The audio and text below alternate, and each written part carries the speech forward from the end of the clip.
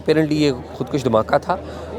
جو آپ نے بات کی کہ پاک افغان بارڈر کی ایک وار شروع ہو چکی ہے پاکستان کے اندر ٹی ٹی پی کے ساتھ، یہ لمیٹڈ نوعیت کی وار ہے، فل فلیج وار نہیں ہے، اور اس میں کوئی شک نہیں ہے کہ ٹی ٹی پی اس میں انوالو نہیں، اس میں بالکل وہ انوالو ہے۔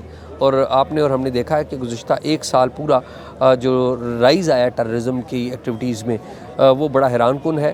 920 کے قریب جو حملے ریکارڈ کیے گئے ہیں ٹی ٹی پی کی طرف سے، پریسائزلی 921، اور 31 جو حملے ہیں وہ داعش کی طرف سے ریکارڈ کیے گئے ہیں۔ تو زیادہ تر یہ حملے جو ہے کے پی کے میں ہوئے ہیں۔ تو ڈیٹا اگر آپ دیکھیں تو آپ کو پتہ لگ جائے گا کہ یہ تو بڑا سیریس سچویشن ہے، اور ٹی ٹی پی جو ہے وہ لیڈ لے رہی ہے ان سارے کاموں میں۔ اچھا، ایک طرف پاکستان میں دہشت گردی میں اضافہ ہو رہا ہے اور حکومت جو ہے وہ اس حوالے سے سنجیدہ نظر نہیں آ رہی، کیا کہیں گے؟ میرے خیال میں حکومتیں تو ساری سنجیدہ ہوتی ہیں، جو ایشو ہے وہ پولیٹیکل سٹیبلٹی کا ہے کہ پولیٹیکل آرڈر نہیں ہے، ایک جماعت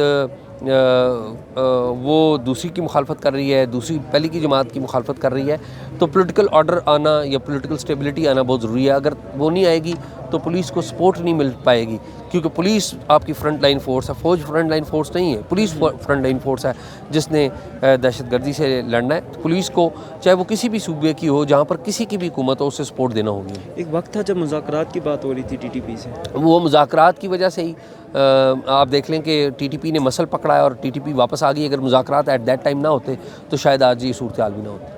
تھینک یو۔